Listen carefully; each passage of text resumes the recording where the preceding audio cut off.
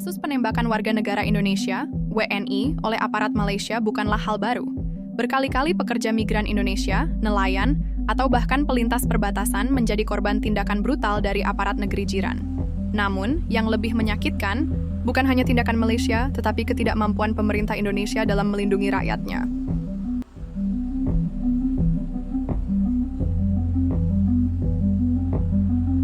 Setiap kali ada kejadian, respons pemerintah Indonesia hampir selalu sama, mengeluarkan nota protes, meminta klarifikasi, lalu diam.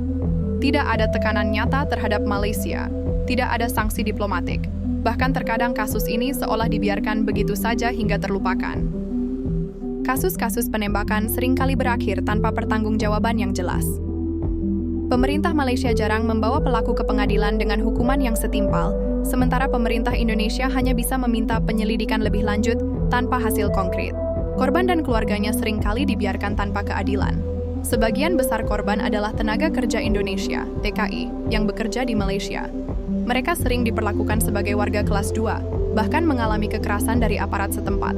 Namun, kebijakan perlindungan TKI dari pemerintah Indonesia masih minim, seolah hanya memperlakukan mereka sebagai penghasil devisa tanpa jaminan keselamatan.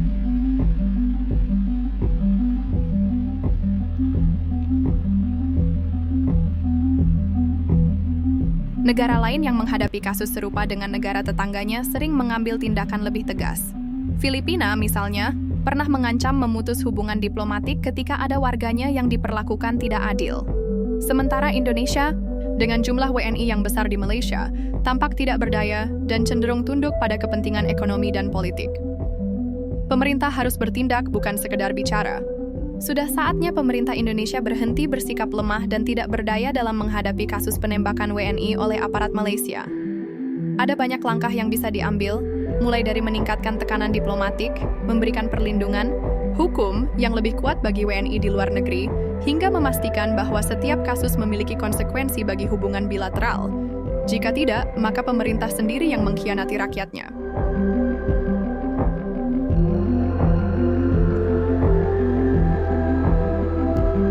Faktanya, 2 hari setelah insiden penembakan tersebut, Presiden Prabowo menghadiri undangan untuk menerima penghargaan dari Sultan Ibrahim Iskandar dan bertemu dengan Perdana Menteri Anwar Ibrahim, tetapi tidak ada pernyataan kuat atau tekanan yang nyata dari Presiden Prabowo terkait insiden yang menewaskan seorang warga negara Indonesia dan melukai 4 lainnya. Pemimpin Indonesia lebih fokus pada penghargaan dan hubungan baik sementara nyawa rakyatnya diabaikan. Ayolah Pak Presiden, jangan hancurkan hati rakyat, jangan mengkhianati rakyat dengan kemesraan diplomatik yang Bapak pertontonkan.